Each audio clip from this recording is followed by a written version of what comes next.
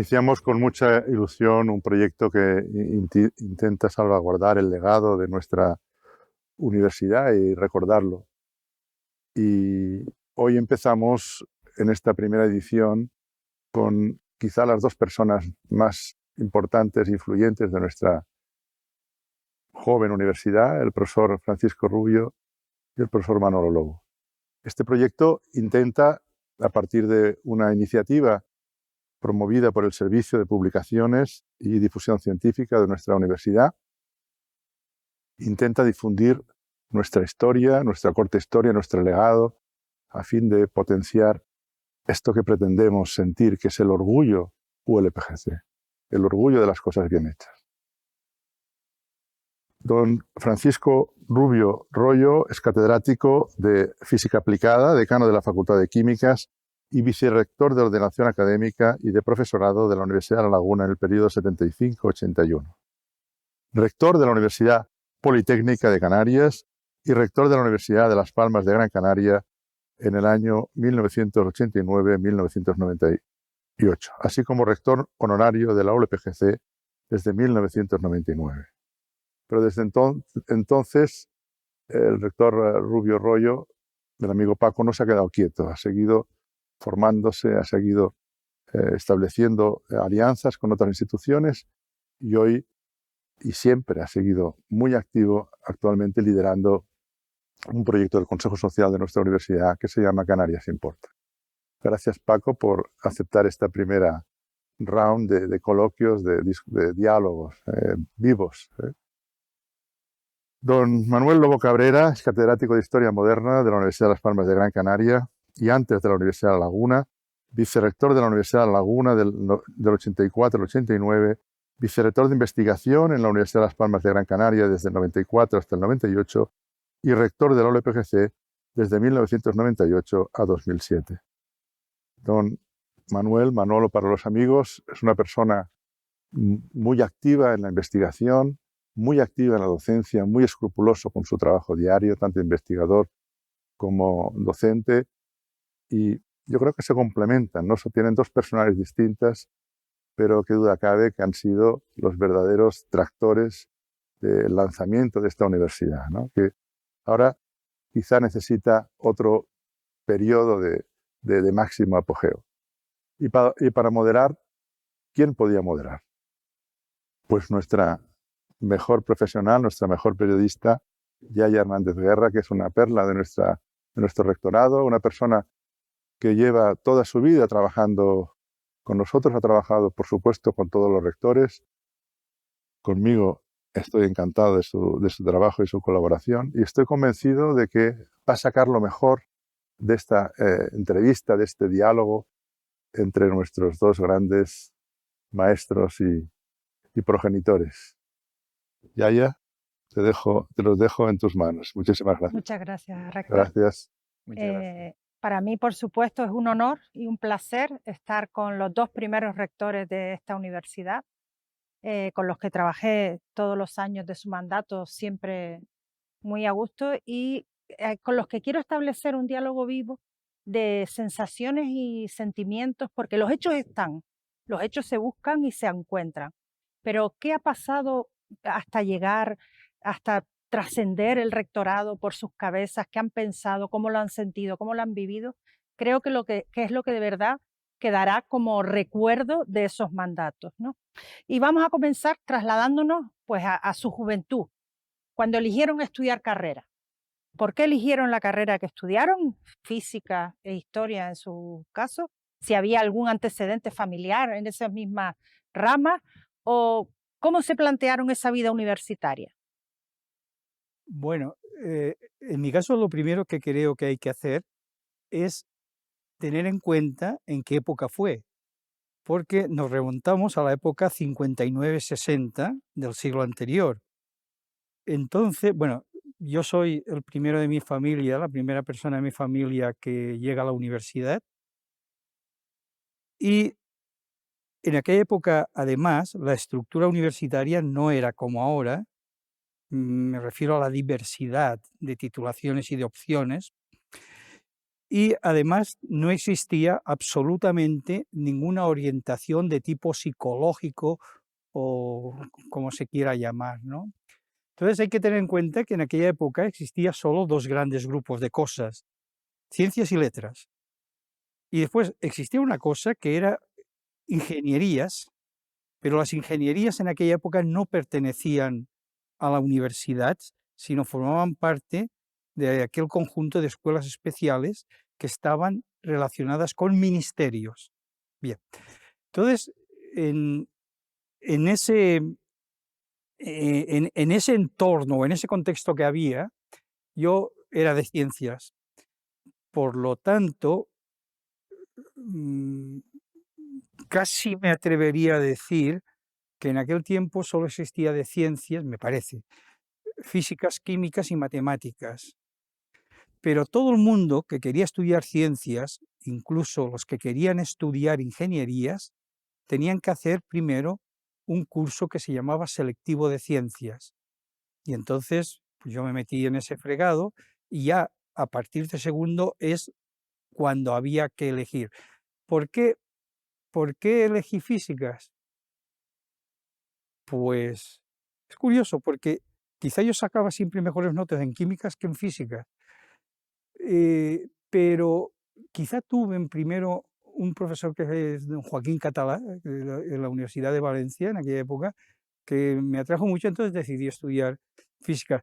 La cosa de ingeniería me parecía muy complicada porque no es como ahora, sino que cuando un alumno, casi que en aquella época no se podía decir alumna, cuando un alumno superaba el selectivo, se tenía que enfrentar a un examen de ingreso.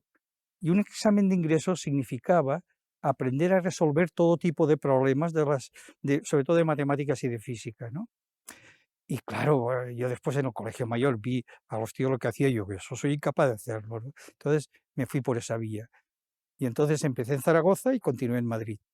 Y en su caso, Bueno, yo soy un híbrido entre ciencias y letras y voy a explicar por qué. O sea, yo desde bastante joven dejé de estudiar, me puse a trabajar, tenía 13 años, tengo mi primer contrato de aprendiz de esa época y cotizado además, y empecé a hacer nocturno. Y en el nocturno no había letras. O hacía, porque yo había hecho ya bachiller elemental. En aquella época era bachiller elemental, bachiller superior y preu. O hacía ciencia o no estudiaba. Por lo cual yo dije, bueno, pues una opción es estudiar.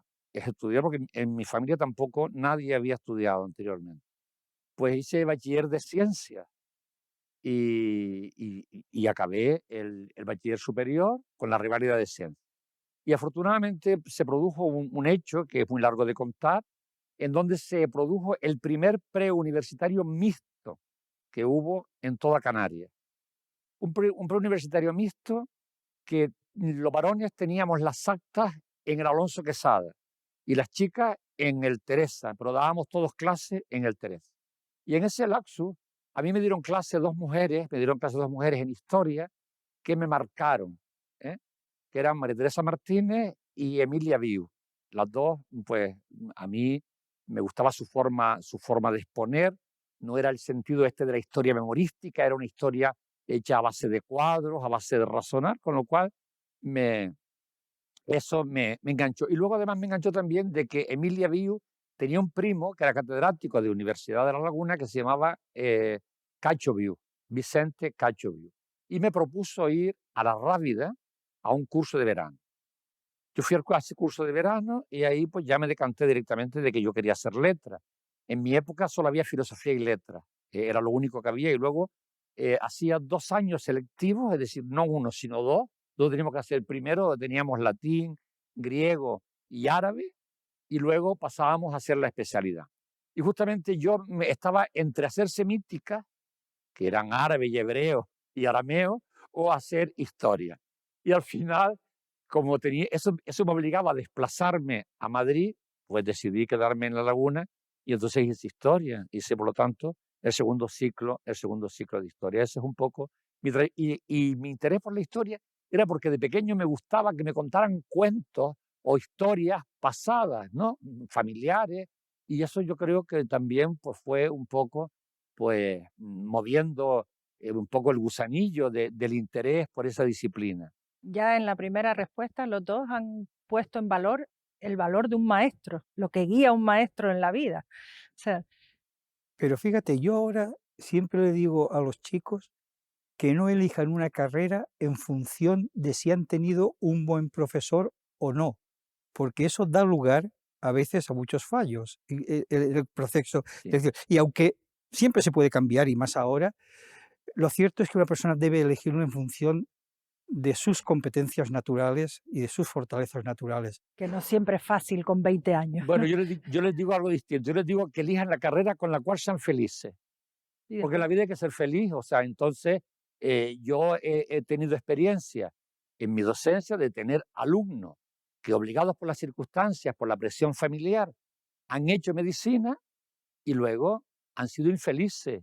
Y luego esos propios alumnos, algunos de ellos, los he tenido en historia. Y entonces me decían, yo que aquí me siento realizado.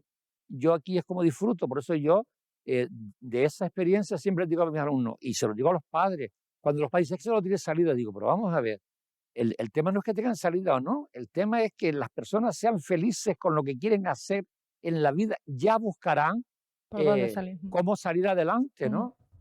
Como dice el refrán, ¿no? Burro cargado busca camino. O sea, y yo creo que eso es lo interesante muchas veces, ¿no? ¿Y ustedes de estudiantes universitarios participaban en la vida académica? Es decir, ¿eran unos estudiantes implicados? Aunque estamos hablando de épocas predemocráticas. Prehistóricas. No, pero al menos predemocráticas y participativas, que no siempre era fácil tener participación por parte del alumnado, pero eran como alumnos, estaban implicados en la vida académica de las facultades donde ustedes ¿En la vida cursaban. académica o en la vida extraacadémica? Digamos, para ver si por ahí se gestó el querer ser profesor universitario. Digamos, esa es la idea de la pregunta. Bien, en mi caso, por ejemplo, yo lo primero que quiero decir es que no saben ustedes lo difícil que era explicarle a mi entorno familiar lo que yo estudiaba, porque no tenían ni idea de qué iba aquello, creían que era algo de bombas. Bueno, no hacía mucho tiempo que ocurrió lo de Hiroshima y Nagasaki, ¿no? Pero bueno,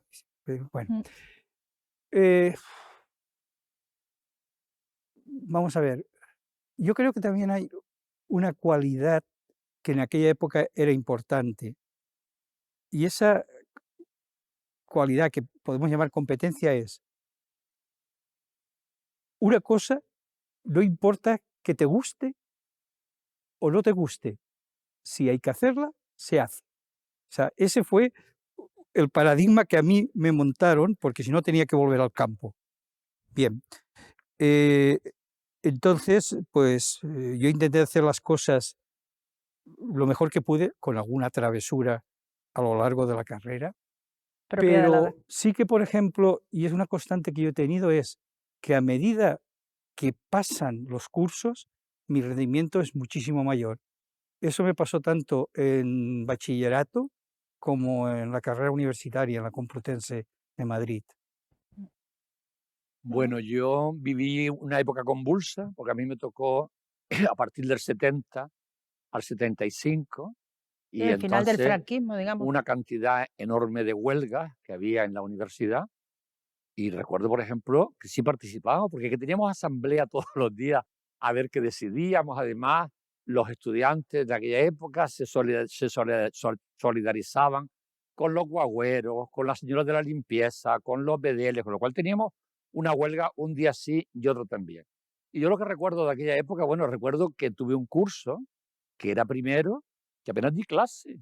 Estaban los profesores, y me recuerdan ahora algunos profesores en algunas facultades que le mandan a un alumno un PDF en octubre y le dice que se ven en enero, pues los profesores nos mandaban unos manuales porque no había manera de poder dar clase. O sea, y nos examinábamos con aquellos manuales sin apenas hacerlo. En el caso de mi familia, bueno, pues también como Paco, o sea, mi padre no entendía de nada. Mi padre estaba muy orgulloso de que su hijo estuviera en la universidad, pero mi padre me decía, ¿cuántas apruebas? Porque claro, yo le podía decir latín, griego, pero a mi padre aquello le sonaba chino, con lo cual yo sí estaba implicado porque no quedaba, y además había que ir a todas las asambleas a ver lo que se decidía, porque hoy se decidía que había clase, mañana se decidía que no había, y entonces, claro, aquello era un sinvivir, sobre todo los 2 primeros años, que además eran complicadísimos. Yo estudiaba con beca, y además, si no aprobábamos el curso, que era selectivo, con una nota superior a notable, perdíamos la beca, con lo cual era estar en la vida extra, digamos, académica, pero por otra parte sin soltar amarras, porque había que aprobar el curso, o sea, a toda costa, y además no valía suspender una, había que sacar 7 como mínimo para poder continuar con la beca. Y bueno, y perder la beca era jugarte, seguir estudiando o no poder seguir estudiando, porque mis padres no podían mantenerme, Ujú. indudablemente. ¿Y cuándo se despertó el gusanillo de ser profesor universitario? ¿En qué momento de su A mí desde el principio? principio, Desde el desde el principio usted principio, sí, me gustaba. A mí me gustaba aquello de mandar y dirigir, dirigir un aula y organizar a la gente. A mí aquello la verdad que me gustaba. Y desde que pude, o sea, yo desde que terminé, pues presenté solicitudes en todos sitios. En aquella época teníamos más suerte. Me tocó una escuela en el Calero de Telde, al cual, afortunadamente, el día que tomaba posesión, me llamaron de magisterio, de la escuela de magisterio, y ahí empecé lo que fue mi carrera como profesor universitario. Bueno, yo soy de una época anterior a la de Manolo y mi época en que yo estudié era época franquista y además estaba en un colegio mayor que se llamaba José Antonio, que es el edificio donde ahora está el rectorado de la Complutense de Madrid. Es un edificio extraordinario al lado de la Casa de Brasil, en la ciudad universitaria. Pero en mi curso había personas que después representaron una, unos papeles políticos muy importantes, porque un compañero mío de curso y además muy próximo a mí en aquel momento, yo no sabía de qué partido era ni qué hacía, era Javier Solana. Otro compañero es Juan Rojo, que después fue secretario general de universidades, o Carmen de Azcárate. En fin, o sea que había gente con una conciencia política, pero mi padre me había dicho que no me metiese en líos y que estudiase. Y entonces, pues bueno, pues dentro de lo que cabe, pues sí, sí, fue así. ¿Por qué llegué a ser profesor? Mm, Pues mire, a medida que o sea, yo elegí la rama de física aplicada dentro de las pocas especialidades que había en aquel momento, ¿no? Y entonces, si tú tenías buenas notas, pues los profesores intentaban captarte. Entonces a mí me ayudó mucho Roberto Moreno, que Roberto Moreno había ido al grupo de física industrial de Santesmase, de García Santesmase. Y además estábamos en el mismo colegio. Roberto es 2 cursos superior al mío, 3, no me acuerdo. Entonces, eh, yo quería ir a un laboratorio de magnetismo, porque me gustaba mucho la predisposición del profesor, el profesor Salvador Velayos. Pero Velayos me dijo una cosa: si usted se queda aquí no va a tener futuro porque esto no tiene, no tiene mucha salida más que la universidad. ¿Por qué no va a física industrial, que se lo ha puesto Santesmases? Entonces lo que hice fue eso, me apunté allí y después simplemente me puse en cola. hasta que tocara el turno. Bueno, ya los tenemos profesores universitarios y desarrollan su vida profesional como profesores universitarios. ¿Y en qué momento surge la idea de ser rector? ¿Cuál fue el primer momento en que pensaron, pues, puedo ser rector? ¿O quiero ser rector? Puedo y quiero ser rector. Vamos a ver. Yo lo que sí que es cierto es que estuve desde muy temprano en la gestión universitaria, porque cuando llego a la Facultad de Ciencias de Zaragoza, que fue mi primer paso desde la Complutense, entonces las oposiciones se hacían a profesor agregado, que eran 6 ejercicios como los de cátedra anterior, y después por acceso pasabas a cátedra.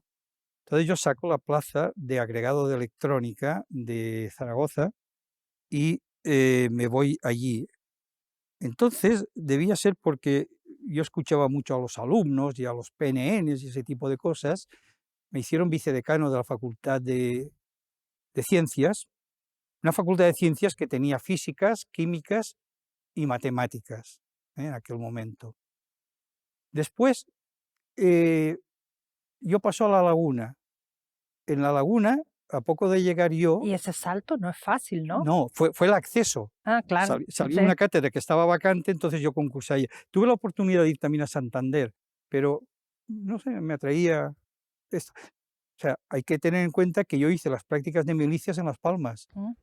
¿Entiendes? Ya O sea, conocía Canarias. bueno, conocía un poquito de Gran Canarias y Tenerife.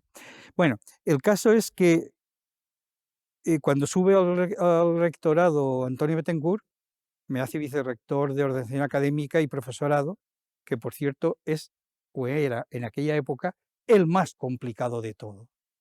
Además, en una universidad en que los PNNs eran causa y en una época en que se empezaban a crear nuevas facultades allí, como era farmacia, como era psicología, como era económicas, que hasta entonces no existían, porque Manolo, o sea, las facultades son Derecho, Filosofía y Letras y Ciencias Mm. Químicas, es lo que había, ¿no?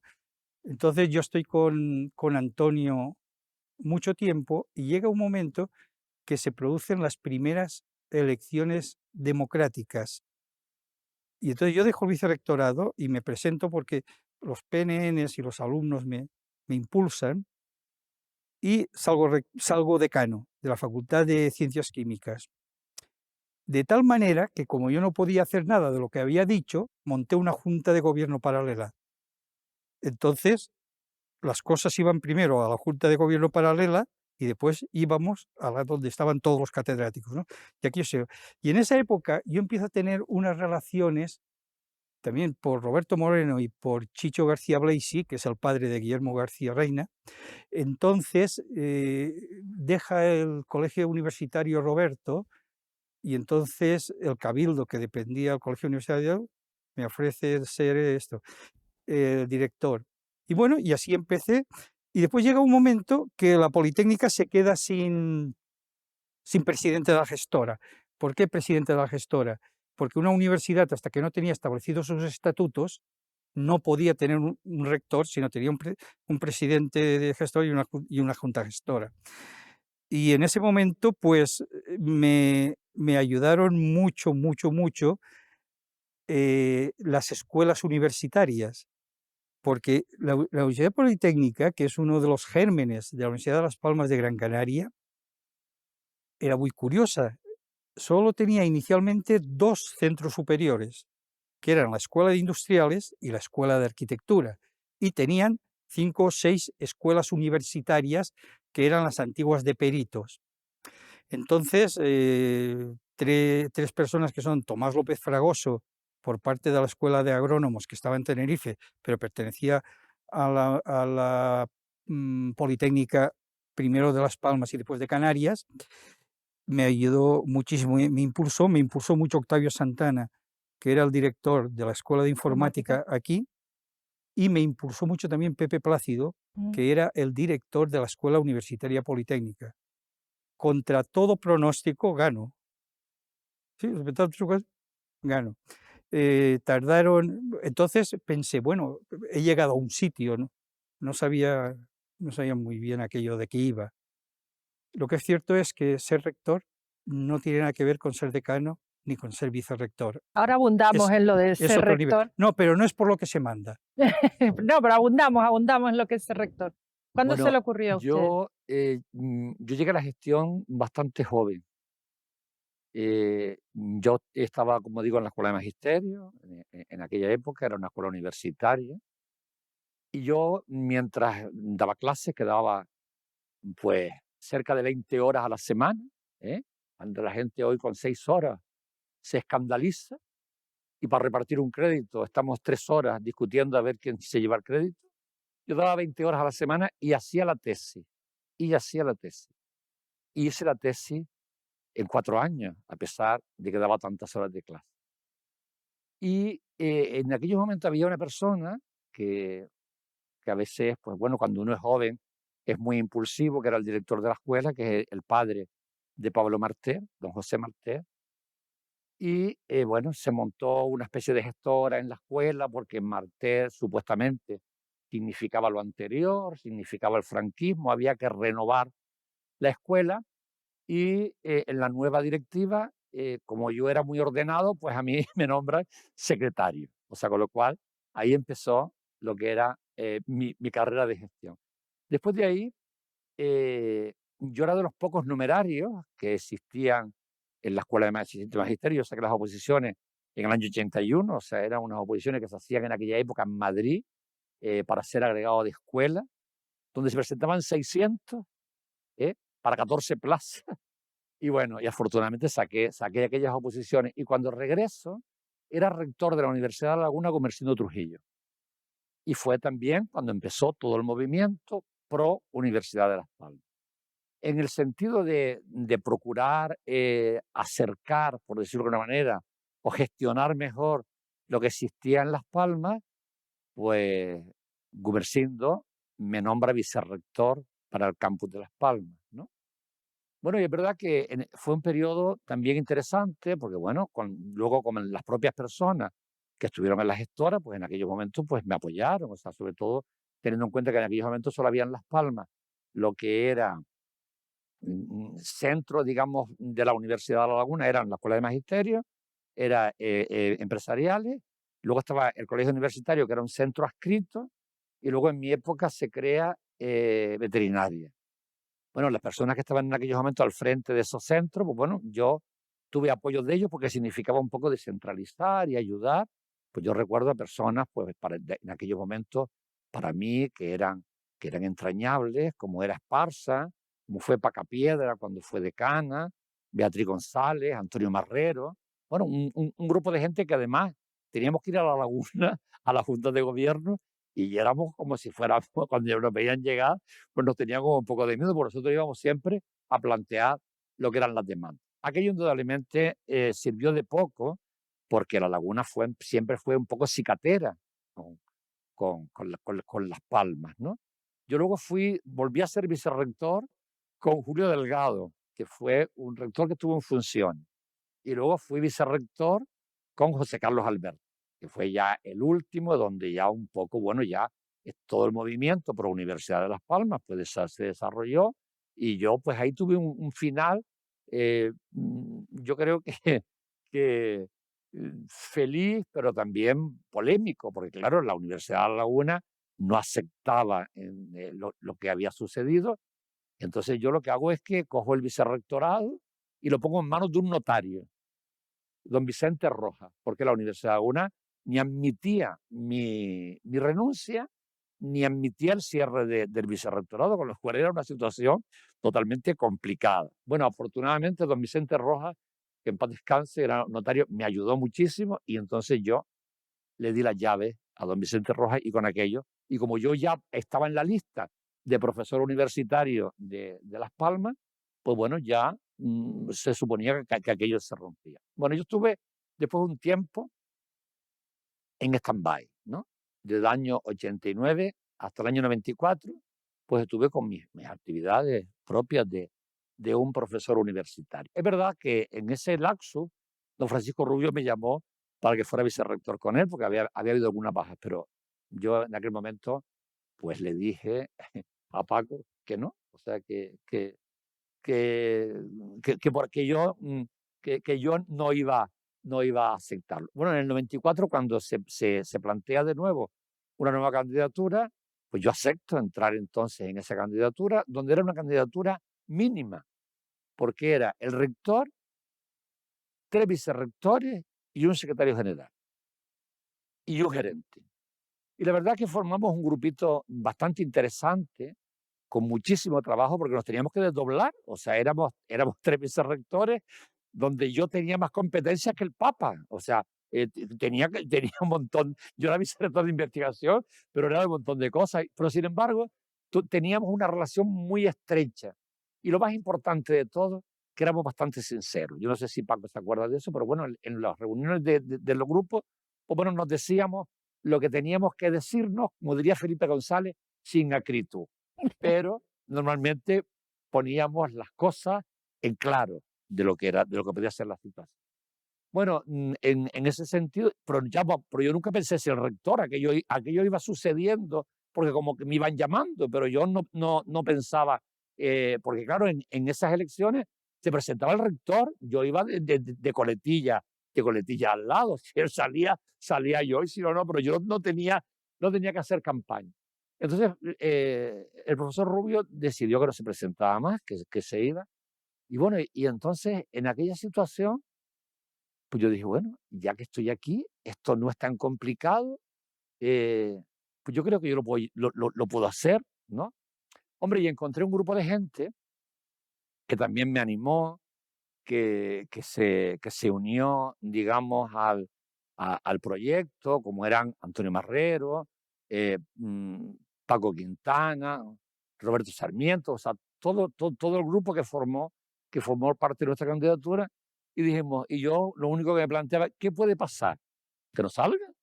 Pues nada, pues me presenté, salí, y entonces yo entiendo que un rector no puede estar 4 años. Por eso yo Que cambié a necesita 5. un Yo mandato cambié a mayor. 5, pero bueno, se cambió otra vez a 4. Da lo mismo. ¿Por qué? Porque no da tiempo.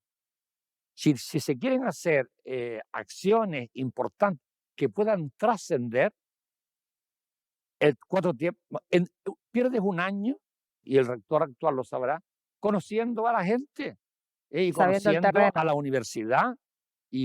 Yo afortunadamente tengo mucha memoria, como por ser historiador. Entonces yo, claro, yo llegué a un momento que yo conocía a todo Dios en la universidad, nadie me engañaba, ¿no? Y luego, bueno, pues pasado el primer mandato, pues dije, bueno, pues vamos a continuar esta labor, pero siempre tuve claro que eran 2 mandatos, a pesar de que en aquella época, tanto en la época de don Francisco Rubio como en la mía, no No teníamos estaba límites, o sea, limitado. podíamos estar in eternum, pero yo entendía que 2 mandatos son más que suficientes, y que luego entre nueva savia, y que, bueno, que tenga otras ideas distintas a las que uno tiene, porque lo peor que uno puede pensar es que la universidad es de alguien o que un ayuntamiento es de alguien. No, la universidad es del conjunto de la comunidad, como los ayuntamientos son del pueblo. Y lo que está es una persona al frente que gestiona. ¿Y ser rector es mejor o peor de lo que creían? Eh, yo no lo podía comparar porque no creía nada, que decir, no sabía nada de aquello. También es verdad que nosotros inicialmente como Politécnica éramos una mini universidad. Fíjense que en aquel tiempo en España solo habían 3 politécnicas, que eran Madrid, Barcelona y Las Palmas, lo cual, si lo comparamos con el peso del sector industrial en el segmento productivo canario, pues quizá de los sitios donde menos sentido tenía tener una politécnica, pues tenía mucho más sentido era Bilbao o País Vasco, pero bueno, era lo que había y Y lo que se pudo crear, ¿no? salimos adelante. Eh, yo creo, vamos a ver, quizá yo es que viví una época de la universidad muy interesante, porque fue el impulso inicial y una primera estabilización que Manolo consolidó perfectamente, porque Manolo es un gran gestor, ¿eh? Entonces, lo que sí que tuvimos fueron 2 cosas, que la gente tenía ilusión, era parecido a cuando en España se produce la transición política, que los mejores estaban en la política. Pues en aquella universidad la gente te permitía tener fallos, teníamos objetivos por encima del día a día, cosa que dificulta mucho siempre la gestión en cualquier cargo institucional. Y después teníamos un respaldo social extraordinario. Yo, por ejemplo, tuve la suerte de tener 2 grandes presidentes de Consejo Social. Yo soy un convencido de que no puede haber un enfrentamiento entre un rector y, y un presidente de Consejo Social. Siempre recordaré, bueno, sobre todo Lisardo Martel fue muy mentor mío. Lisardo Martel, mm, yo aprendí de él muchas cosas. Cuando se intentó crear la Universidad de Las Palmas de Gran Canaria, pues se sucedían reuniones en casa Juan Díaz, en donde tenía el chalet aquel arriba, y yo me acuerdo, me parece que estábamos Miguel Suárez Tangil y yo, y estaba allí también Lorenzo Olarte. Lorenzo Olarte fue el que firmó Ujú. realmente la creación. Bien, entonces, pero es que no tenemos nada, no tenemos ni patrimonio, no tenemos dinero. Entonces, lo que nos dijo Lizardo es, consigamos esto y después resolveremos lo otro. Y efectivamente fue así. Y la segunda cuestión con Lizardo es, yo me reunía con él todos los lunes a las 9 de la mañana y me propuso lo siguiente: ¿te parece bien que los problemas o las situaciones las resuelva a aquel que tiene mayores posibilidades de éxito independientemente de sus competencias? Yo le dije, te lo compro. Y eso nos fue extraordinariamente bien. De hecho, mi posible ida a recuperar toda mi carrera profesional en la Universidad de la Columbia Británica en Vancouver, en Canadá, fue posible a una beca que me dio el Círculo de Empresarios. Pero que ibas por cualquier sitio y, vamos, veía que aquello fue una labor, una lucha. Y, por ejemplo, nos pudimos comprometer en algo que ya después ha sido muy difícil, en una verdadera campaña de formación de profesorado, mandando a gente a centros específicos extranjeros, sobre todo en el área de ciencias del mar. Aquello fue, pero que además había ilusión en la gente, porque es que además no teníamos prácticamente nada. Fíjate, cuando yo entro, el único centro que había en el campus de Tafira era la Escuela de Arquitectura, que es una época que llega desde el principio, que fue un proyecto hecho por Félix Juan Bordes y Agustín Juárez. O sea que eso fue, y también es verdad que vas aprendiendo mucho. Sí, yo creo que no es lo mismo ser vicerrector que rector, para nada. Sobre todo teniendo en cuenta que al final todos los problemas, todas las respuestas y todas las soluciones vienen al rector. Eso eh, está claro, ¿no? Sobre todo yo tuve la suerte además de que yo tuve un gran equipo rectoral, ¿no? Tuve un equipo rectoral que me respaldaba a muerte, ¿no? Pero también es verdad que tuve una época muy, muy difícil. Las infraestructuras, como dice Paco, o sea, bueno, yo creo que con Paco Rubio la universidad tuvo, digamos, un asentamiento, pero luego había que desarrollarlo. Había que terminar los edificios, había que hacer los accesos al campo, porque no se accedía sino por la rotonda y se montaban unas colas Sí. tremendas. No había dinero. O sea, y yo tuve pues momentos bastante duros desde el punto de vista de resolverlo, ¿no? Y algunos, por ejemplo, durante mucho tiempo me han marcado un poquito, porque cuando yo anuncio que cierro la universidad, porque el gobierno no atiende las peticiones, claro, yo hago levantar de la cama a Adán Martín, que el pobre estaba en aquellos momentos con la quimio. Eso siempre me ha quedado a mí como una pequeña herida en ese sentido, ¿no? De que, bueno, pero yo tenía que atender la universidad. Y luego, pues fui a ver al presidente del gobierno en aquellos momentos, que era Román Rodríguez, y me mandó un envite. Me dijo, no te atreves. Y le dije, provócame. Y entonces, en esa provocación, pues Adán Martín se levanta y empezamos una negociación con Adán Martín a las 10 de la mañana, un hombre que además salía de la quimio. Y nos dieron las 6 de la tarde. Cuando salimos de aquella reunión sin comer y sin nada, agua, a base de agua y de ir al baño. Cuando salimos de aquella reunión, que estábamos Paco Quintana, Antonio Marrero y yo, estábamos perdidos, no sabíamos dónde estábamos. Queríamos ir al Parque Santa Catarina a tomarnos una copa y íbamos en dirección a Guanarteme. Decía, ¿dónde estamos? ¿Pero dónde estamos? O sea, porque aquello yo creo que fue como una especie de catarsis. Y luego había otros momentos duros, sobre todo aquellos momentos en donde los colectivos, es verdad que algunos colectivos con el tiempo me han dicho que hacían huelgas porque sabían que yo iba a resolver los problemas, claro. Pero claro, quien sufría aquellas consecuencias era yo.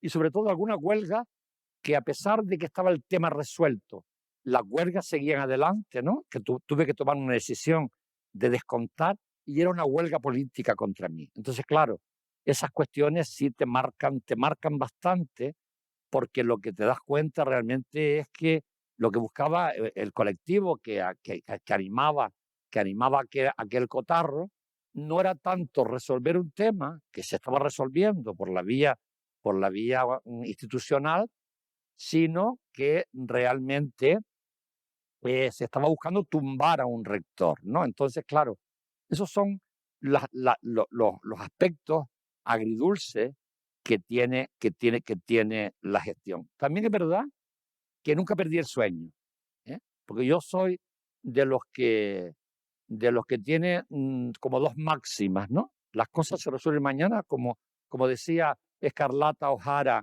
en Lo que el viento se llevó, mañana será otro día. Y por el otro, que cuando me levantaba y me afeitaba y me miraba al espejo, decía, se van a joder. Y entonces, pues yo tiraba para adelante y salía de mi casa a emprender la batalla que me deparaba ese día. Pero es duro, es más duro de lo que, De lo que parece a priori, de ¿no? lo que parece a priori, sí, porque la gente se queda con la foto fácil, que te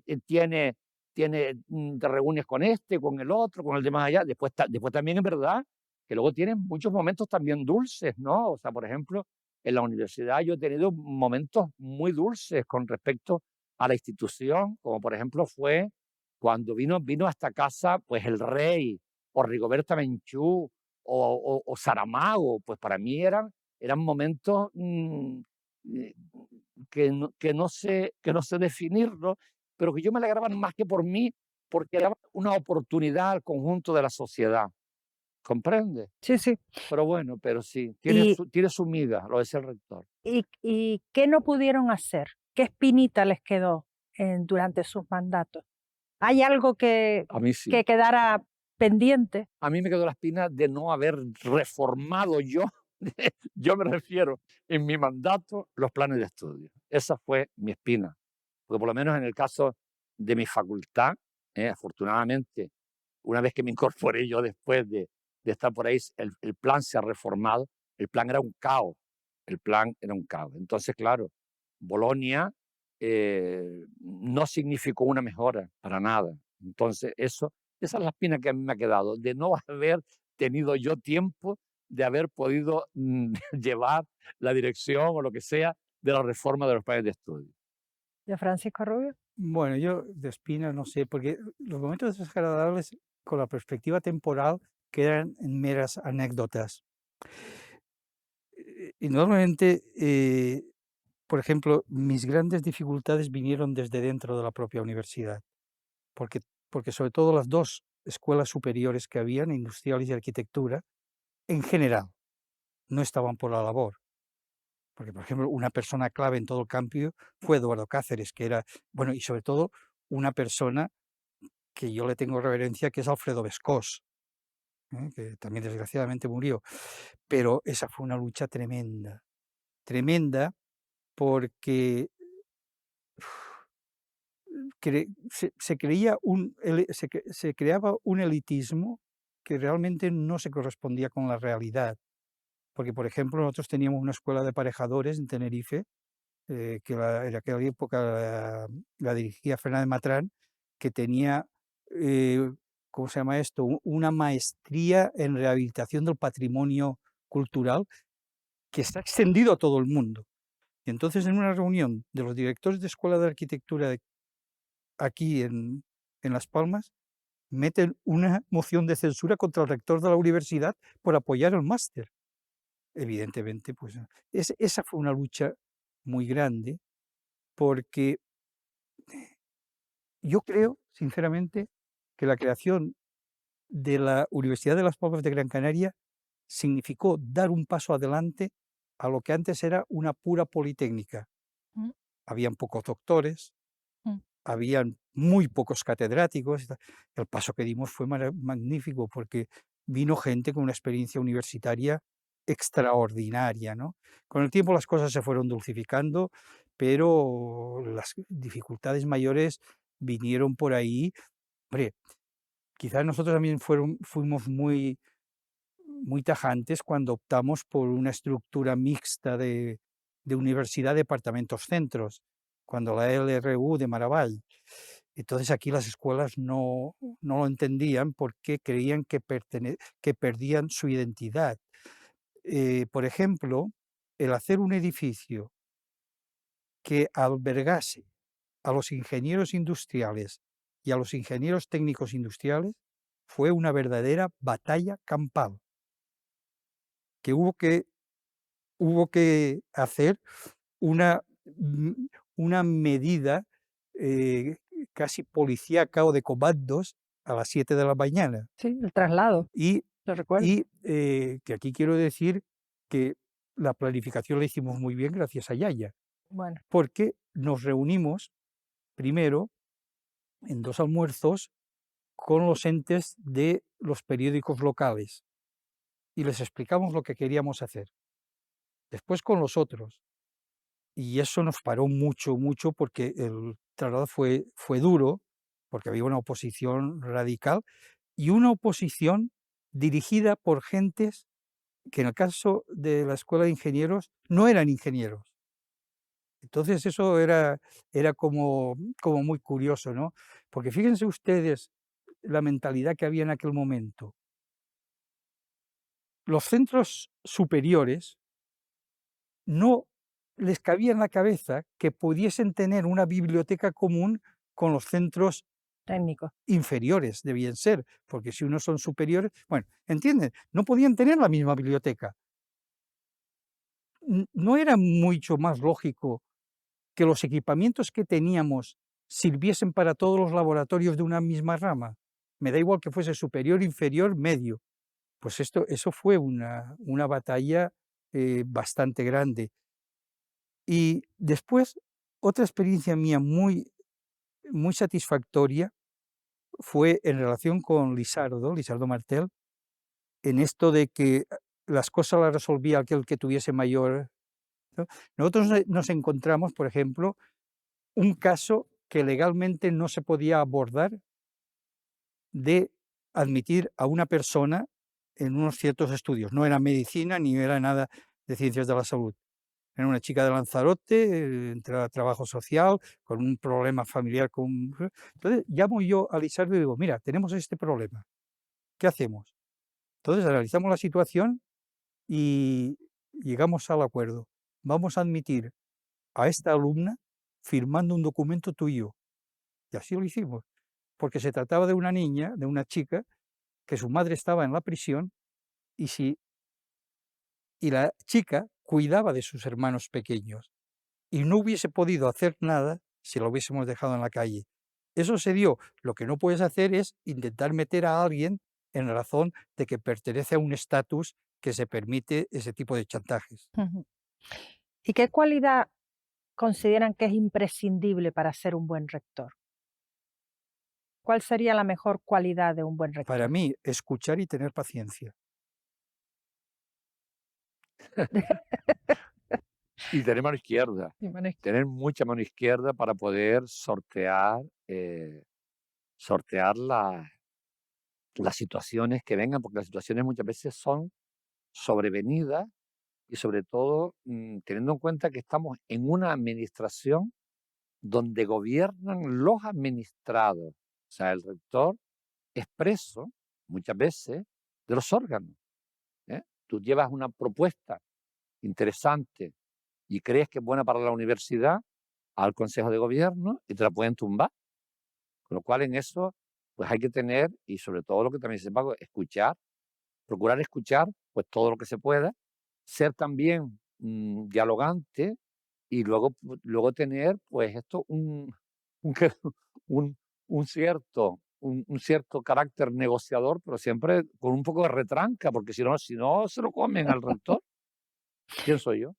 y hablando ahora de llevar cosas al Consejo de Gobierno a ser aprobadas, ¿cuál es el poder real de un rector? O sea, Pues eso, ¿cuál es el poder real de un rector en poco. una universidad Decirle española? al gerente que negocie con los que tienen que votar. Poco. Y luego también decirle al gerente que negocie con los sindicatos y con el comité de empresa. Esto es muchas veces, o sea, para poder resolver los asuntos y que no haya conflictos, o sea, pero la verdad, el poder es poco. O sea, la gente muchas veces se piensa que porque uno salga en la prensa o porque lo inviten a una comida, cuando los empresarios o algo, el rector tiene mucho poder, la verdad. Tiene muchas relaciones, que también son muy buenas para la universidad, sobre todo las relaciones con el tejido social, las relaciones con los empresarios. La universidad no puede cerrarse a escuchar a los empresarios. Los empresarios además son un elemento importante que puede ayudar mucho a la institución, incluso en momentos delicados, tal como indicaba antes el rector Rubio. Pero, por otra parte, pues, a la hora de esto, bueno, normalmente la experiencia te va ayudando muchas veces a saber en cuál es el momento oportuno para llevar algo al Consejo de Gobierno y cuál es el momento que no puedes llevarlo, porque sabes que no va a salir adelante, ¿eh? Y, por lo tanto, el poder el poder es poco, ¿no? Sí. Y un, Hombre, el poder en el sentido de hacer lo que quieras. Tienes que Claro, convencer, claro, pero es difícil convencer a gente que no se deja convencer, incluso con argumentos sólido. estrictamente objetivos y yendo más allá de los intereses personales de cada ente. Eso es y- difícil. y un rector se siente solo. ¿En quién se apoya un rector? Su equipo, mucho. En el equipo, En el sí. equipo. Hombre, normalmente vamos a ver los equipos, mm, los elige normalmente el rector, ¿eh? Yo he dicho que yo tuve la suerte de tener un magnífico equipo, tanto en el primer mandato como en el segundo. También es cierto que muchas veces dentro de cada equipo tienes confidentes y eso es humano, o sea, son personas en las cuales a lo mejor tú te puedes abrir de una manera y además puedes expresar tus propios sentimientos, decir, coño, ¿qué hago con esto? ¿Entiendes? Porque a lo mejor con el resto se puede ver también como un signo de debilidad por parte del rector, ¿no? Entonces tú tienes, pues a lo mejor una persona o dos a las cuales tú eres capaz de plantearle la cuestión y decirle, estoy jodido y no sé cómo salir de este embrollo, ¿no? Y ahora el equipo es fundamental, o sea, tener un equipo, digamos, unificado eh, y un equipo donde para el propio equipo lo importante no sea cada miembro, para el equipo que lo importante sea el rector, porque es la cabeza y es el que tiene que dar la cara, por mucho que la gestión del vicerrectorado de ordenación académica o de investigación sean magníficas. La gente eso también lo valora, pero al final la gente a quien mira es al que está en el centro de la mesa. Y entonces ahí el equipo tiene que indudablemente arroparlo y ayudarlo. eh, las experiencias que tengo cuando no fui rector, era que yo, por ejemplo, a los rectores con los cuales tuve esto de trabajar, pues para mí eran como el Papa, o sea, yo los apoyaba, aunque yo supiera que estaban equivocados, porque también uno es humano y se lo decía muchas veces en, ¿cómo se llama? En petit comité, a lo mejor, En ¿no? petit comité le decía, oye, yo creo que esto no, pero ahora, cuando había que plantarlo, o sea, yo recuerdo, por ejemplo, siendo yo vicerrector con Paco Rubio, tuve algunos momentos bastante delicados y duros, ¿eh? Por defender, por ejemplo, a un profesor universitario como era Roberto Moreno, que yo no quería que lo defendiera el rector, porque todo el mundo sabía que era su amigo. Entonces lo defendí yo directamente, pero bueno, para respaldar directamente al rector. O sea, y eso yo creo que es lo que tienen que hacer los miembros de un equipo rectoral. Esa es mi idea. Y es tal como lo he hecho a lo largo de mi vida, ¿no? Pero también es verdad, cosas que Manolo ha dicho antes, de que hay veces que hay que dar un puñetazo en la mesa. También. Yo tuve, por ejemplo, un caso, debió ser a principios de los 90, en que los alumnos de cuarto de Derecho, me parece que eran, se me encadenan en la escalera de cuando estábamos en En las Alfonso En oficinas XIII. Alfonso de XIII. Alfonso XII. Me plantean un problema que yo, que vengo de ciencias, no lo entendía. Y es que les pusieron un examen, la asignatura me parece que era Derecho Mercantil, Mercantil. Derecho Mercantil. Y me enteré que las respuestas correctas dependen de la escuela a la que pertenezca el profesor que da la asignatura. Que yo, para una persona de ciencias, es absolutamente demencial. Después he visto que es cierto, que en las ciencias sociales pasa eso. Bueno, tengo un follón de miedo y digo, bueno, esto hay que resolverlo de alguna manera. Entonces acudo al rector de Sevilla, que en aquel momento era catedrático de mercantil, no me acuerdo ya cómo se llama, Jiménez. Miguel, me parece que ¿Miguel? se llama. Sí, yo No. creo que sí. Bueno, y me recomienda al catedrático de Santiago de Compostela. Lo traigo aquí y le hago no, el tío corrige los saberes y pasamos de tener un 4% aprobados a tener, pues no sé, un 60 o lo que fuese. Firmé las actas y... Pero hubo que enfrentarse. Claro, también depende de con quién te enfrentas, ¿entiendes? Y porque hay veces que a lo mejor es menos grave mirar hacia un lado. Ujú. Pero yo personalmente, en el caso de los alumnos, creo que es un estamento que nunca te engaña. Por Y, lo a- menos mi experiencia. y ahora que hablamos de estamentos, ¿qué papel juega dentro de la universidad que ustedes gestionan cada uno de ellos? El PDI, el PAS, los estudiantes. ¿Qué relación mantienen con cada uno y qué papel? En su momento, Sí, en su momento, en la universidad que ustedes... bueno, cuando yo era rector, PDI no existía, se llamaban profesores, ¿Numerarios o no numerarios? numerarios, PNN, sí. Eh, por ejemplo, yo siempre pensé que el personal de administración y servicios era muy importante en una universidad. Y ya después me lo confirmó muchísimo el tiempo que yo estuve de vicerrector de la Universidad Oberta de Cataluña, en que allí las estrategias las definían tanto la parte académica como la parte de servicios que tenían. Creo que es muy importante. Por otra parte, creo que el centro de una universidad son los alumnos.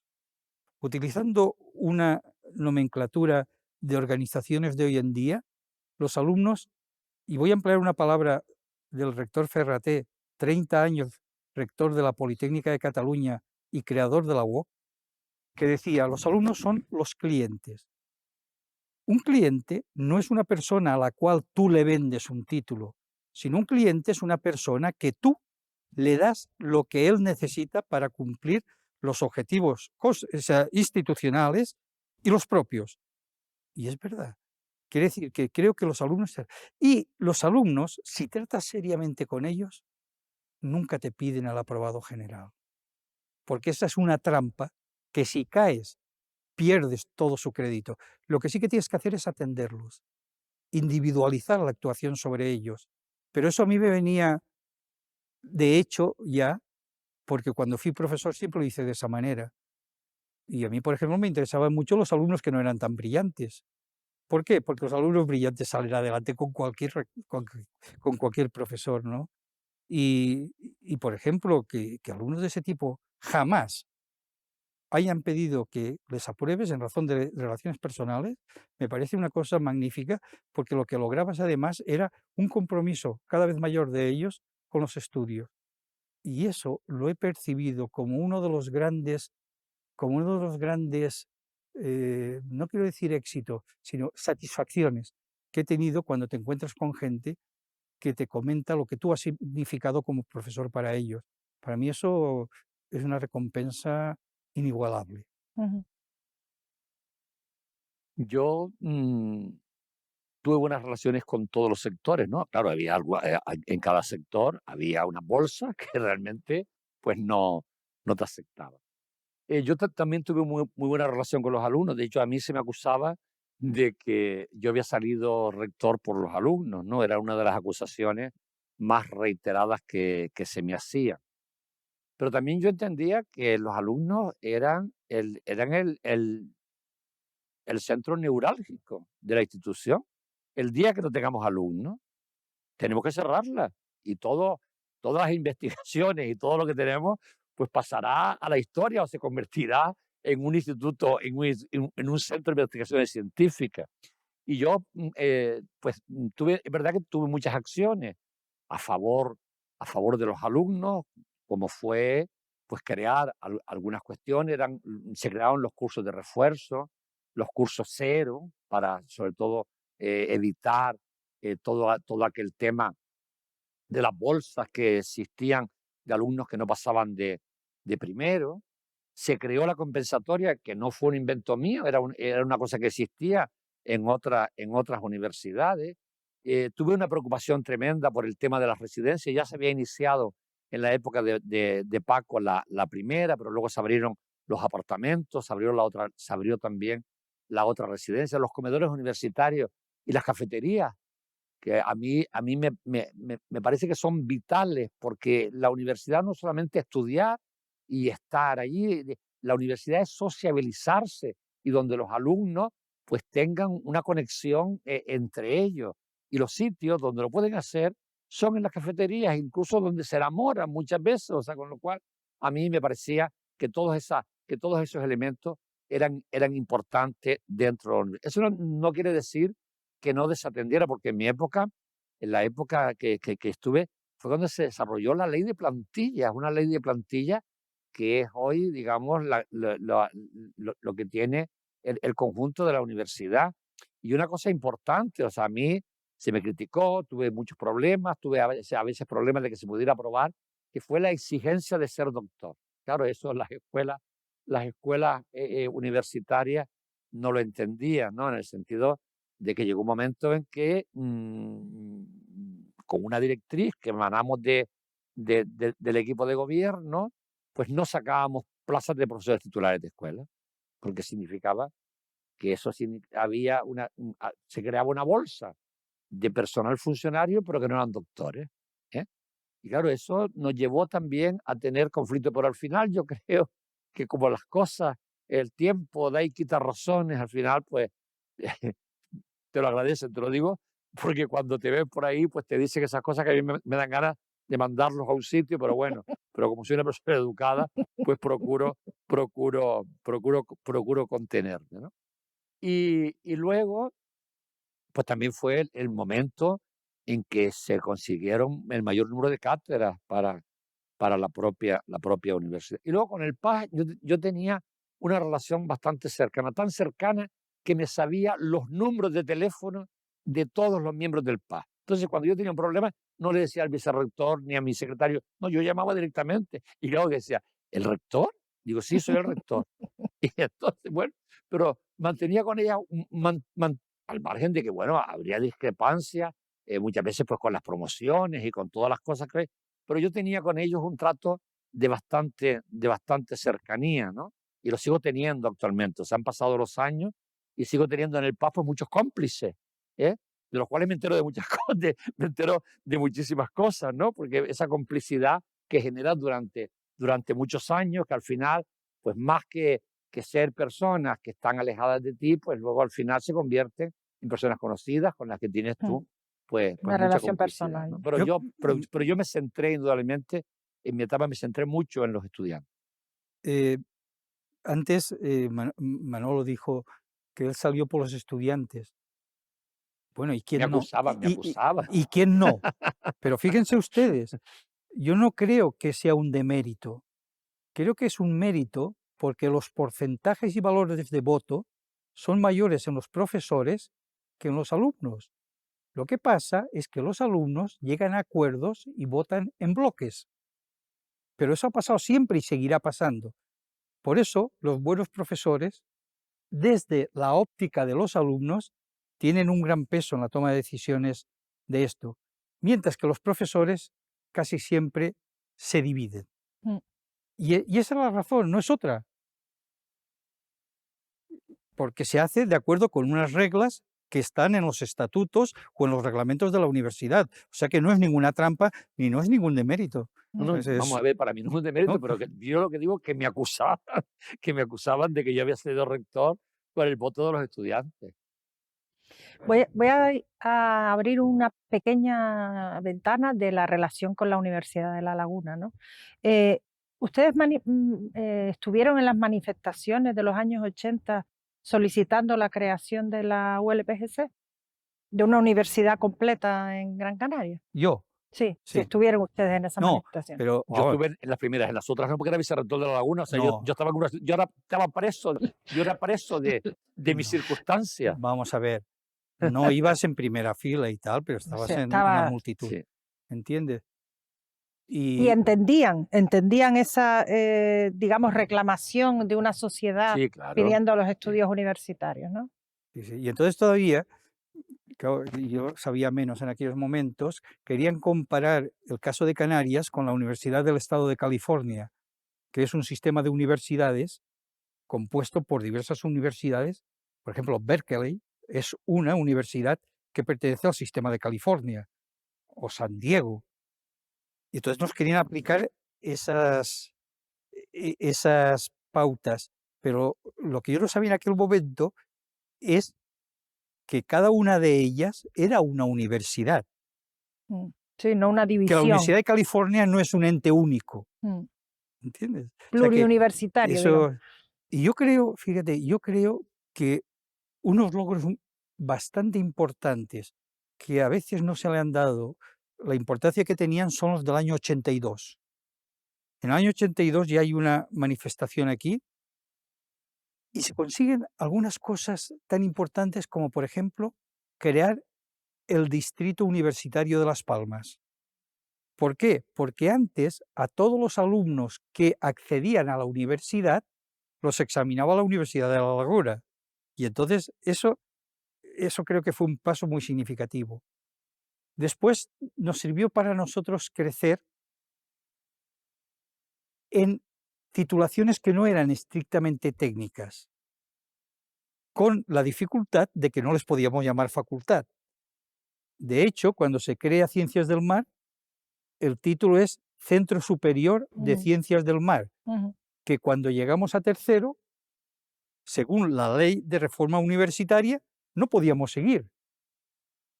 Y ahí sí que tuvimos una batalla en el Consejo de Universidades, que además nos ayudaron muchos rectores, de crear un segundo ciclo y ya pasar a llamarse facultad. Porque la ley decía que solo pueden otorgar títulos universitarios las escuelas técnicas o las facultades. Un centro universitario superior no era de esos. Entonces, eso sirvió. Se logró eso, se creó lo que es la Facultad de Educación Física y Deportes, traductores e intérpretes, y ahí, bueno, y el segundo ciclo de Teleco y todo ese tipo Pero que en de aquella informática. época la ULPGC, esa incipiente, era novedosa porque educación física se integra por primera Sí. vez en Pero una no, universidad. sí, pero se integra en la UPC, En la no en la Universidad Politécnica, La ULPGC. Politécnica, la Sí, Politécnica. Es, en la Politécnica. es el primer Sí, INEF, sí. que es como se llamaban, Ujú. que está se integrado integra directamente en la En una universidad. universidad como estudios universitarios. O sea, que era una época, digamos, de decisiones florecientes para el sistema Hombre, es que universitario. la idea era esa. Fíjate, cuando vamos a pedirle, era ministro, por lo tanto, estaba gobernando la UCD, era ministro de Educación, me parece que se llamaba Mayor Zaragoza. Y yo creo que Mayor Zaragoza tenía mucha relación, lo conocía mucho a Gumersindo. Y me acuerdo que fuimos Tomás López Fragoso, Juan Pulido y yo, a pedir una facultad de biológicas. Y entonces Mayor Zaragoza nos dice, ¿por qué no crean un centro de ciencias del mar? Nosotros no sabíamos qué era eso. Y entonces pensamos, bueno, si creamos un centro de ciencias del mar y es esto que nos cuentan, a lo mejor podemos tener una facultad de biológicas, una facultad de matemáticas, de química, y tiramos para adelante. ¿Qué es lo que hicimos? Pues empezamos a coger gente que se había formado en la Universidad de La Laguna y a mandarlos al extranjero a especializarse. Y ese sí que fue un gasto de los que mayor rendimiento tuvieron. Hombre, y es un orgullo, por ejemplo, que la Facultad de Las Palmas de Ciencias del Mar es la que ha nutrido a la mayor parte de universidades en el territorio del Estado que se crearon posteriormente. ¿Y fue real la ruptura con la laguna de esos años? ¿Era una ruptura Hay- real? En la época de Paco, sí. Bueno, yo no sé, como es una cosa que se va a grabar, no lo voy a Sí. decir. Pero Pero sí fue. una vez que Sí. fui a Tenerife, y yo de Tenerife había salido muy bien, leo por la avenida 1 de Mayo en una pared blanca que ponía Rubio, de Castellón, eres un hijo de pam. Lo leí yo aquí. Fue muy duro porque además el posicionamiento de José Carlos también fue muy... ¿Tú te acuerdas de aquella manifestación de los notables? Ujú. ¿entiendes? Fue muy duro. Y fíjate, y ahora resulta que ha ganado la Sociedad Canaria, porque hay mucha más gente que puede estudiar aquí. Y poco a poco, hombre, Y la posiblemente Laguna no ha perdido nada, que no ha era... perdido y tal, tiene facultades buenas, tiene otras que no son tan buenas, igual que nosotros, igual que todas, ¿no? Por lo tanto, fue algo duro de verdad, porque además incluso los empresarios presionaron a los empresarios de aquí para que no se hiciese, y ahí Jerónimo tuvo también una labor importante, ¿no?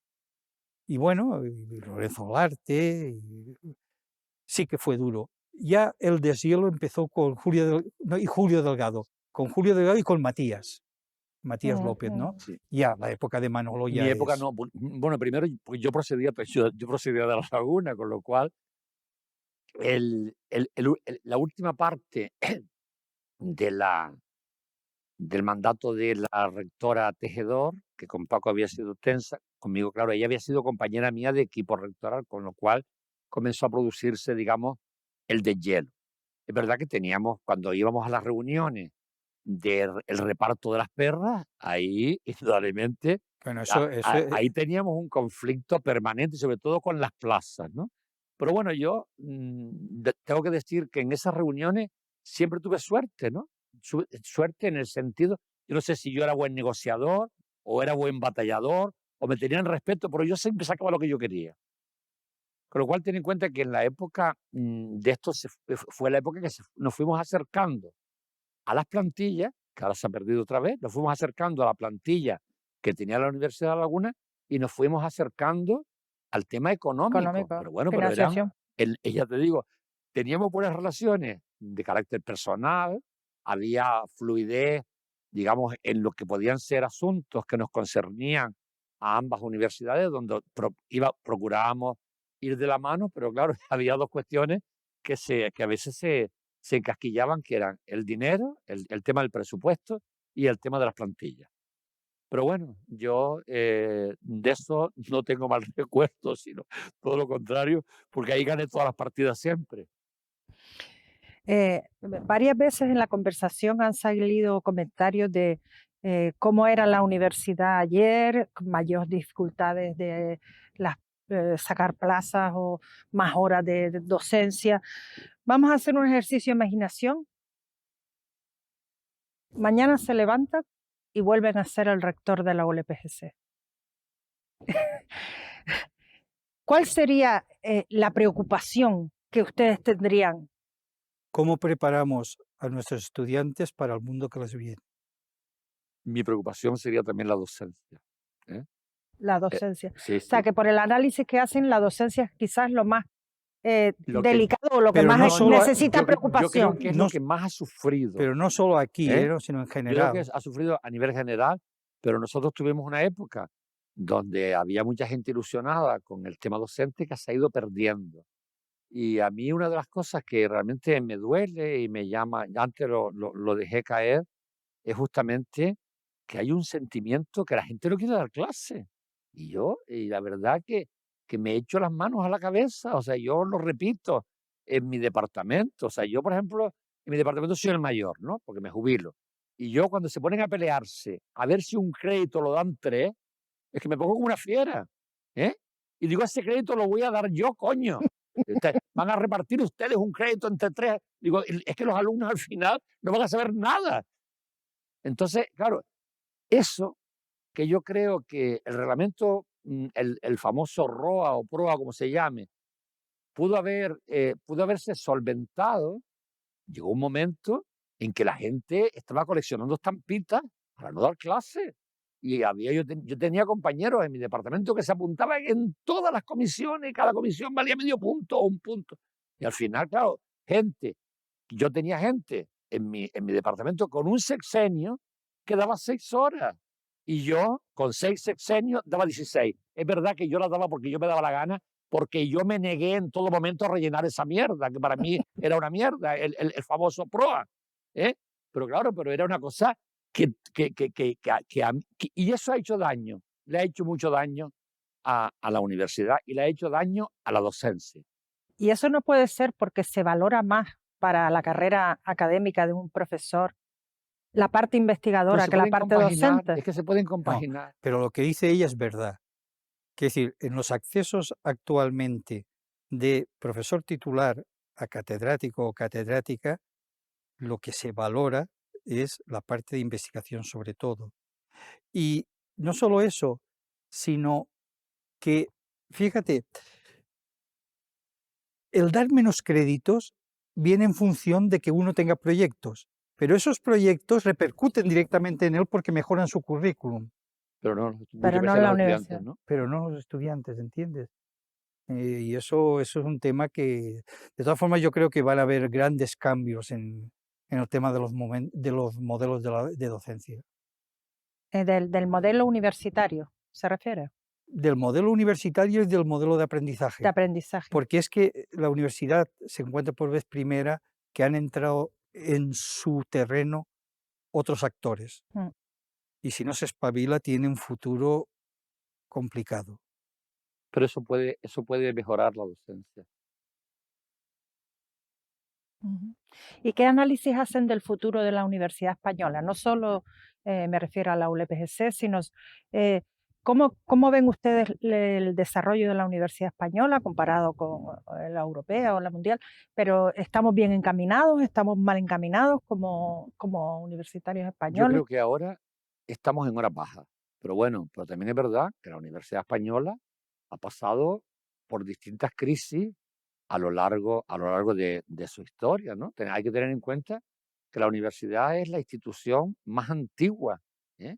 La universidad existe desde el siglo XII, o sea, desde el siglo XII hay universidades en el mundo y ha pasado por muchísimas crisis y afortunadamente, pues, puesto que como la universidad tiene en sí algo que no tienen otros sectores, que es la creatividad, de las mentes, porque claro, las mejores mentes, aunque no le gusta a la gente escucharlo, están en la universidad, o sea, es en la universidad donde salen los mejores ingenieros, donde salen los mejores astronautas, donde salen los mejores economistas, donde salen los mejores biólogos y virólogos ahora que se ha puesto la palabra de moda con esta pandemia, con lo cual yo soy bastante optimista en que además tenemos un reto importante donde yo creo que el sistema clásico de docencia ha tocado fondo y que ahora se va a producir un revulsivo producido por la propia crisis que hemos tenido de la propia pandemia.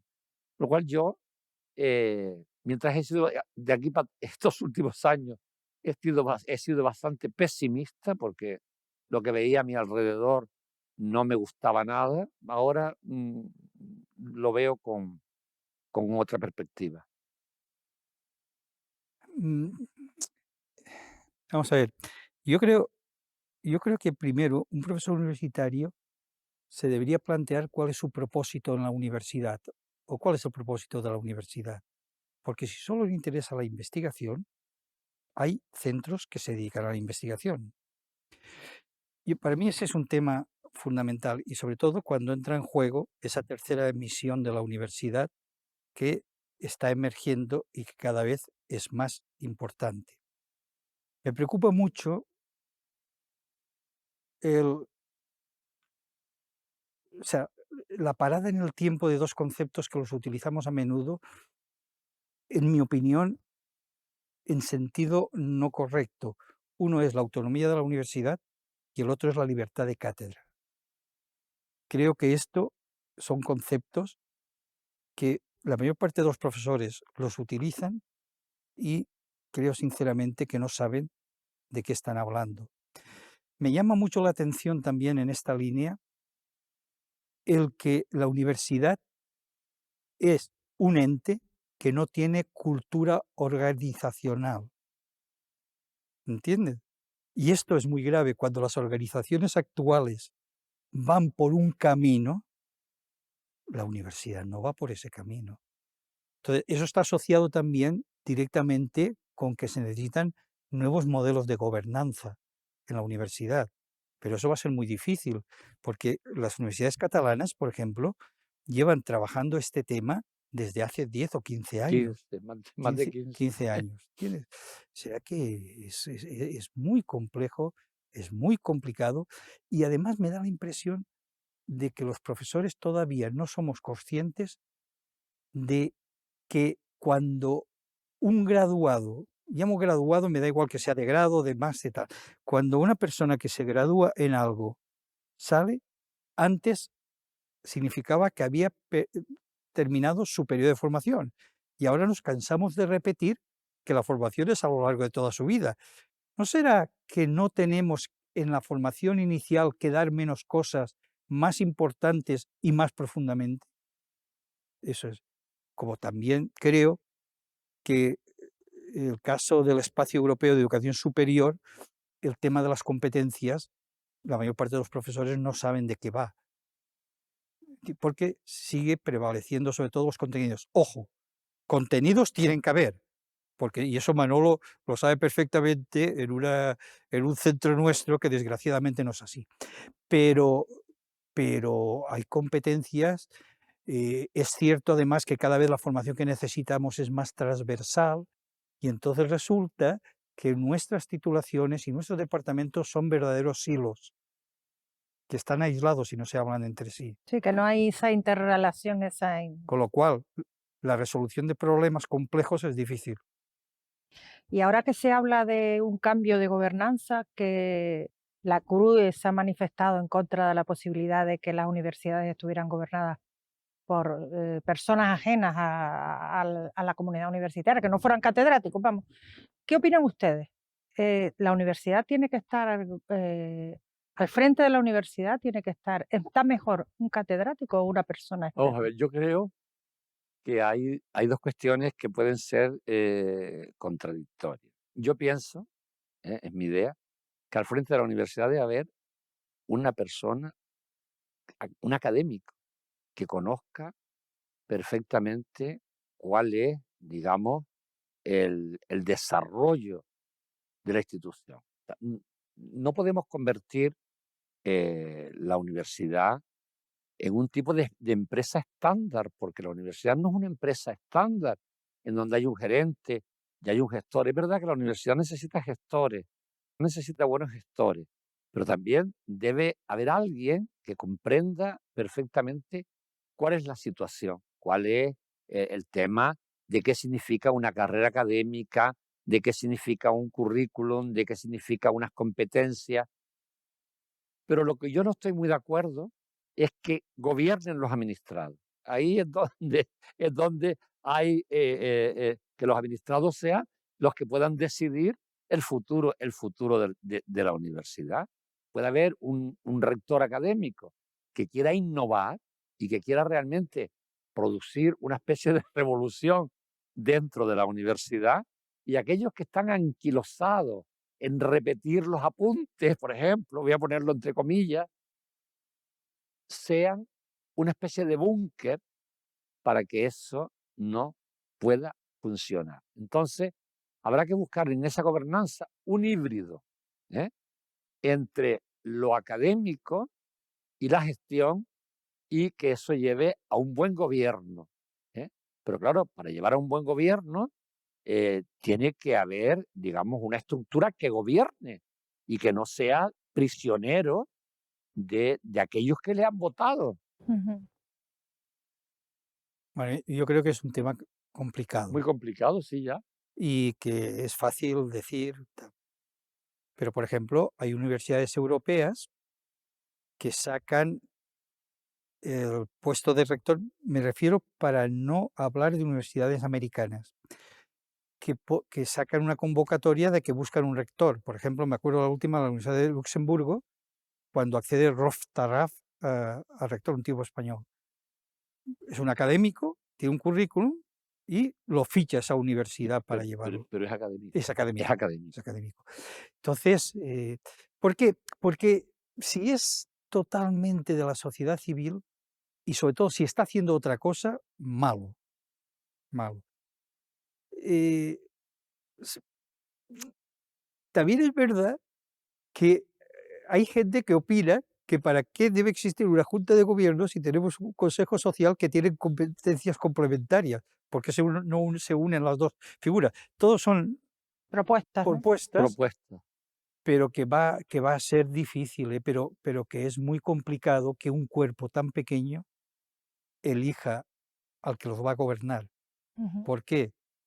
Porque lo tienen sometido siempre. Claro, siempre está preso de... Vamos a terminar esta charla porque el tiempo se pasa volando y voy a agrupar las dos últimas preguntas en una, que la penúltima, diríamos, ¿es difícil de ser rector? Sería la pregunta. Si cuesta trabajo soltar ese cargo. Y la voy a unir con la última para ya terminar, que sería si ustedes se consideran reconocidos como rectores de la universidad que han sido. Rector honorario, ahora usted recibe también el título del De hijo ayuntamiento. predilecto. Vamos. Exacto. Vamos a ver, la segunda, para mí no fue nada difícil dejar de ser rector. Nada difícil porque yo tenía muy claro que el ser rector es una cosa efímera y dura lo que dura. Al día siguiente de yo dejar de ser rector, mi teléfono dejó de sonar. Me dejaron de invitar a cena y a comida, pero a mí no me pasó nada. Pero se No nota, me generó pero ninguna se nota, depresión. ¿no? Se nota ese cambio. Sí, es claro que se nota. Al día siguiente el teléfono deja de sonar, te dejan de invitar a las recepciones, pero hay otros rectores. Esto es como muerto el rey, viva el rey. Entonces, bueno, pues, pero a mí no me pasó absolutamente nada. Yo lo tenía clarísimo, que eso era así. Por lo cual yo al día siguiente seguí con mi vida. Con respecto a la segunda pregunta, yo de lo más orgulloso que estoy es que me reconozcan mis alumnos. ¿eh? Yo llevo dando clase en la universidad 46 años. ¿eh? Nunca he tenido un conflicto con ningún estudiante. Y claro, a mí lo que me llena de orgullo es que cuando veo alumnos que ya están jubilados, pues me reconozcan y me recuerden con Cariño, ¿no? mucho cariño, ¿no? Hasta tal punto, voy a contar una anécdota, que estaba yo hace un par de años en Agaete, en la playa, y se acerca una chica que había sido alumna mía, ¿no? Y yo la conocía a ella, pero no conocía al marido. Entonces ella se acerca a mí, entabla conversación, buenos días y tal, ¿cómo anda? ¿Cómo le va? Y de repente me dice, ¿a usted no le importa que llame a mi marido? Yo dije, a mí no. Dice, cuando llegó el marido, a mí le dijo ella, dice, este es Lobo y no es mi amante. Y entonces yo me quedé, le dije, ¿y eso? Dice, es que fui a Roma y todo le iba diciendo, esto me lo enseñó Lobo, esto me lo enseñó Lobo, esto me lo enseñó Lobo. Y mi marido dice, ¿quién coño es ese Lobo? Dice, pues es este. Bueno, eso para mí es el mayor reconocimiento que yo tengo. Y luego también es verdad que pasados los años, yo dejé el rectorado en el año 2007, ahora me congratula muchísimo el recuerdo que la comunidad universitaria, sobre todo los profesores y el PAS, tiene de mí. O sea, yo tuve con ellos muchas batallas, pero al final, como decía antes, el tiempo pues va poniendo a cada uno en su sitio. Yo creo que es muy importante saber cuándo te tienes que ir y que eso lo decidas tú. Y partes del principio de que eso es una cosa efímera. Yo, por ejemplo, tuve una suerte tremenda porque para mí fue muy importante estar año y medio alejado de aquí. Eso para mí fue muy gratificador y tal, y me cambió mentalidades y creo que necesitaba ese reset. Y por lo tanto, no fue ningún trauma porque se eligió incluso pensando ya qué es lo que podía hacer después, porque en mi caso es distinto del de Manolo. Manolo yo siempre le admiré, entre otras cosas, que fueses capaz de seguir publicando libros mientras eras rector o inmediatamente dejando de ser rector, pero en nuestros campos eso no es posible, entonces yo me tenía que reinventar profesionalmente. Por lo tanto, creo que en este caso la transición para mí no fue ningún trauma, absolutamente ninguno. Es más, me encontré en la noche a la mañana que de no tener tiempo para nada tenía tiempo para todo. Y eso es también muy, muy importante. El segundo tema es si tienes reconocimientos. Yo abundo en lo de Manolo, lo importante que es el reconocimiento de los alumnos. Y que yo eso ya lo experimento desde que yo era profesor en la Universidad de La Laguna, en que yo daba clases en primero y tercero de químicas y en primero de biológica. Y después, con una anécdota muy, muy curiosa, cuando yo llego a La Laguna en el año 72, me parece que era. Entonces, se llamaba el PREU o el COU, no me acuerdo cómo se llamaba. PREU. Preuniversitario. Y entonces habían unos coordinadores, por ejemplo, una era Tere Noreña, que era de historia. Entonces, Tere Noreña y yo hicimos una coordinación de todos los institutos de Canarias. Y una parte muy importante de esa coordinación era formar al profesorado. Porque en el caso de física y química te encontrabas que los profesores eran químicos. Ujú. Y entonces, el tema de la física, pues... Escribí entonces un libro estando en La Laguna, para el acceso de la universidad, del bachillerato, del instituto, de los colegios a la universidad. Y no sabes la cantidad de gente que me he encontrado diciendo que me recuerda por el libro, Por el libro. azul o verde. El otro día llamé para lo de ir el jueves al Parlamento de Canarias, me llama una funcionaria y que había que cambiar de fecha un día porque yo me iba a la península, no sé qué tal. Y al final me dice, yo estudié con su libro. Dice, bueno, supongo que no te Claro. fue mal. Bueno, eso es un tema. Pero en el reconocimiento, para mí, tanto valor como eso tiene el reconocimiento de las familias. Nosotros empezamos en nuestro tiempo a hacer unas ceremonias de graduación, porque antes solo estaba la de inicio del curso y nada más. Y entonces en una de las primeras ceremonias de graduación se me acerca un matrimonio humilde y me dice, les estamos muy agradecidos porque gracias a haber quedado en la universidad mis hijos han podido estudiar y hoy se gradúen. Eso es el mejor regalo que tiene un profesor universitario, sea profesor o tenga un cargo. Y eso sí que es cierto que se ha hecho posible. Lo que pasa que a medida que transcurre el tiempo, esa ilusión inicial se diluye y se va corrompiendo. Pero visto en la distancia, veo que tienen un buen recuerdo, ¿no? Sí, En cualquier hombre, caso. sí. Cuando yo sea mayor, quiero ser. Así como yo. Eso me lo preguntó una vez Ferraté a mí. ¿Y tú cuando seas mayor, qué quieres ser? Muy bien. Rector honorario en este caso. Pues No, él quería muchísimas que fuese rector de la UOC. muchas gracias.